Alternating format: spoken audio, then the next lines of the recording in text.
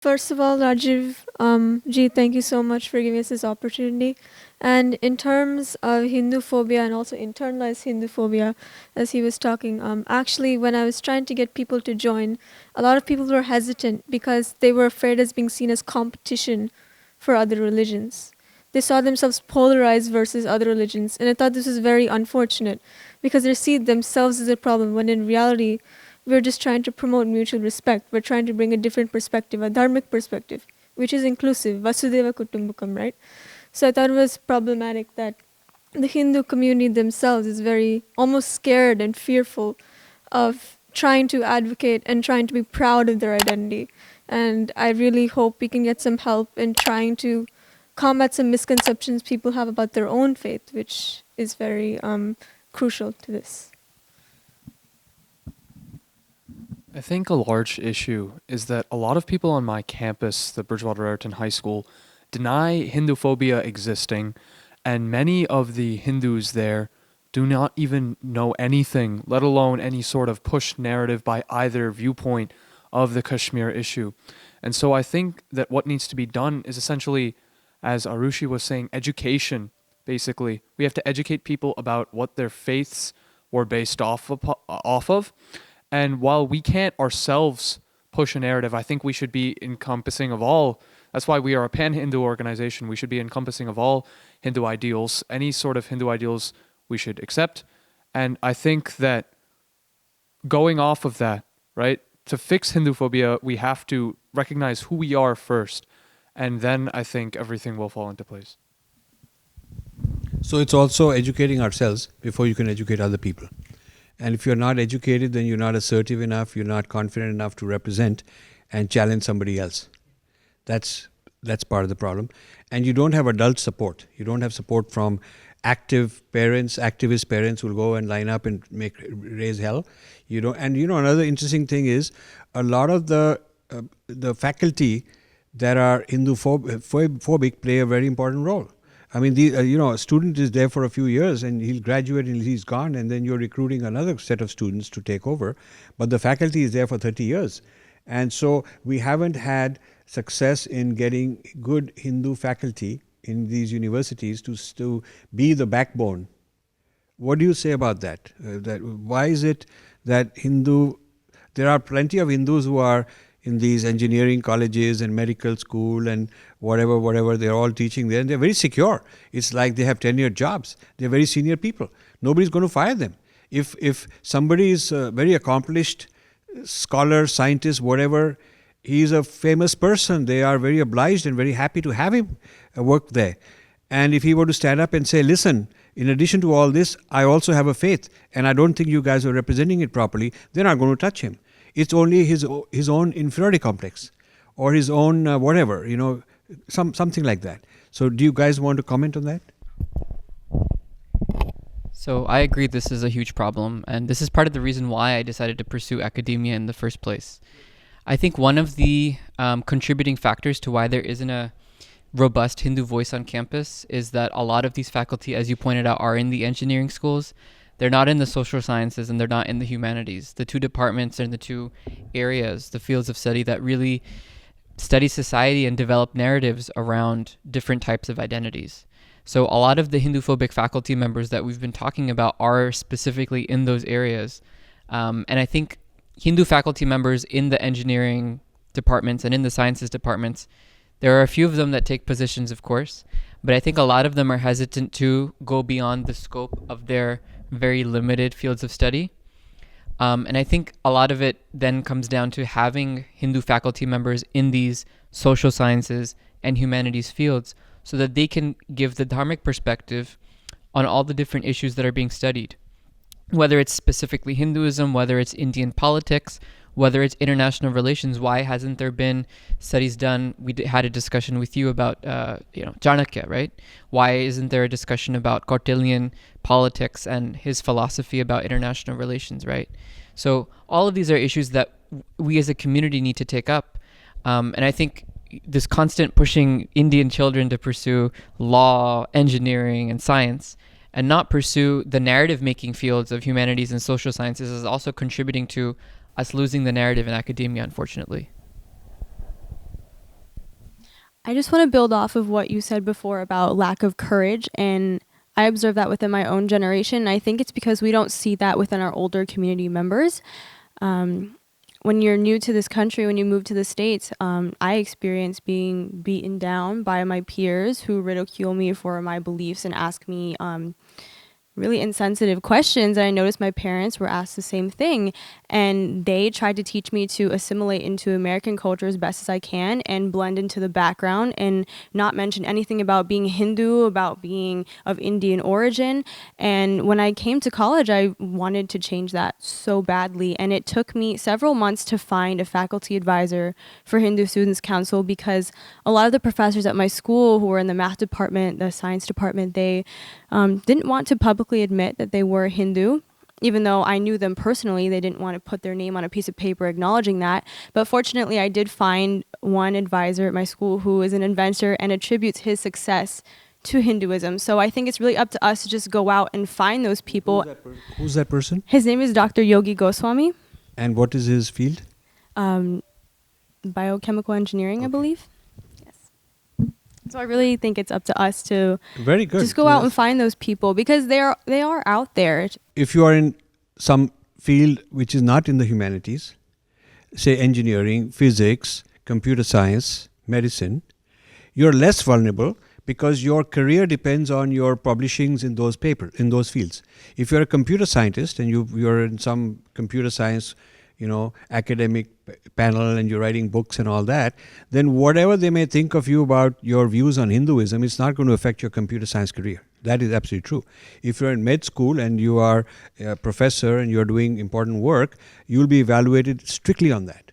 So the argument of taking a career risk is actually not so applicable to a person who is in one of those fields. And especially Indians are doing very well in those fields and they're very secure. I think it's more a kind of complex. They don't want to face it. They don't want their peers to sort of make fun of them. They're not willing to stick their neck out for their tradition. So that is what intellectual Kshatriyata is all about. Being able to stick your neck out, fight the good fight, and do it as a cause rather than what's in it for me. Rajivji, I'd like to add as well that there is a significant issue on campus of cultural appropriation. The majority of young people are liberally minded, and essentially look at several types of cultural appropriation and are cognizant of that. However, yoga is one of the most significant commodities that has been exploited for the purpose of that appropriation. So I've dealt with liberal, individuals who are sensitive to the needs of minorities. However, when it comes to the topic of yoga, which so many consume, they are just unable to make that connection. And I believe that while they hold some responsibility, I believe that the onus is really on us to take it back. And we have not, had that wherewithal. We haven't had that backbone or the background, like really the basis of knowing what yoga really truly is, where it truly comes from, and to be able to hold a match up to that. And that's something that I'm personally very passionate about. And it's obviously not just on college campuses. There's fashion trends on college campuses. There are fashion trends that are appropriated. There are really negative things as well in terms of portrayals of our holy symbols and deities on toilet seats and on footwear, etc. And so HSCS took a stand on those in the past. However, I think as a community, you mentioned some very interesting things in your videos that have been very helpful, especially the mind sciences, the appropriation of mind sciences, which is one of my all-time favorite videos. Additionally, you mentioned that the Chinese have held on tighter and really maintained control of the knowledge distribution. So that's something that you've put very aptly that we failed to do, and I see that pretty day to day. Excellent point. Yoga, of course, is well known, a case of this appropriation. Meditation came with Maharishi Mahesh Yogi and a few other people who brought it in the 60s. It was there before, but on a very large scale they brought it. And it went viral. It's all over the place, and it's being digested into non-Vedic frameworks, losing some of its qualities, losing some of the power. by diluting it and secularizing it too much and making it more like generic. That's where the mind sciences research that we are doing comes in. There are a lot of other things like, this is primarily a meat-eating society, and now vegetarianism is cool. It's actually, you're not considered some weird guy, but actually a very liberal person. So if you look at a whole lot of things of that sort, you will find the history of vegetarianism in the European context started with the British experience in India. There's a lot written on that. So there are cool things in the liberal Western lifestyle which are not attributed to Hinduism, which are not being attributed to Hinduism, and they're being decoupled and separated. And so you are meanwhile branded in negative ways. So that's the problem I see, and that worsens the plight of those who don't want to stand up and admit. They want to deny that they belong to this identity because it's got so much baggage. It's got so much baggage, and it's very interesting that Islam, with all its baggage, is able to produce very assertive Muslims. It's very interesting that Muslims can assert themselves very, very confidently, and they don't have to. They're not shy. Why is there this burqa? Or why there is this practice or that practice? And they won't take any nonsense. So there's also something to do with maybe the way they're raised is more tough from childhood, and maybe the way we're raised is a different set of priorities. So maybe that's what it is. Yeah, I just wanted to say that I feel like it is a difference in the way that Hindu kids are raised versus maybe Muslim or other kids of other religions, where I feel like Hindu parents are a lot focused more on academics, and they want their children to be well off in their professional lives, and they don't pay much attention to teaching them about Hindu values and why we do the things we do. For a lot of kids that join the Stony Brook chapter, like, they would ask their parents, why do we do arti, or what is the reason behind different rituals? And their parents didn't have the answer or just didn't bother to tell them. So that was something that they really enjoyed learning from us. And I think if we had those teachings from childhood, then we would be able to be more assertive, we'd be more confident in our religion and be proud of it. People like the Chinmaya Mission, I've told them so many times, Swami Narayan, Chinmaya Mission, they should start a chapter in every, why don't they start campus chapters? Maybe they don't make money out of it, and maybe it's as simple as that.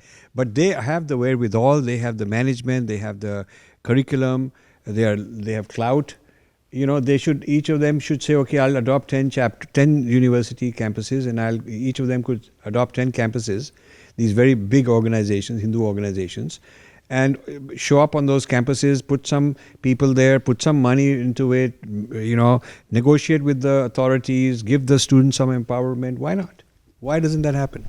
And I mean, we as HSC, and I am a product of Chinmaya Mission myself, and one of the beauties of HSC is also one of our biggest curses is we want people from all of these different traditions to come into HSC and help start chapters with whatever programming they might feel comfortable with. So as an example, at Rice, we started an HSC chapter last year, and before we started the chapter, we reached out to, there was a Gita club that was essentially a Chinmaya Mission group. It was 2-3 Chinmaya Mission students that would get together and read Gita once a week, right? And we tried to get that group a little bit bigger to encompass all Hindu students. And the challenge we had was they really did not want to branch out from the one tradition that they knew, which was what they learned in Chinmaya Mission, right? So while it would be fantastic to see Chinmaya Mission, Swami Narayan, all these groups exist on campus, the challenge is, one, getting kids outside that tradition to join, and then secondly, once that group is established, how do we get those kids to do more than just what they might be doing at home, which is pujas and arti and going to the festivals? How do we make them become intellectual kshatriyas? And sometimes those traditions aren't willing to take a stand on that, right? So that's one of the struggles that HSC has, but it's also something that we're very adamant that we want to get done is, bring these traditions on board. Thank you for watching. You can subscribe here and also hit the bell icon to make sure you get notified. To donate, please click this button.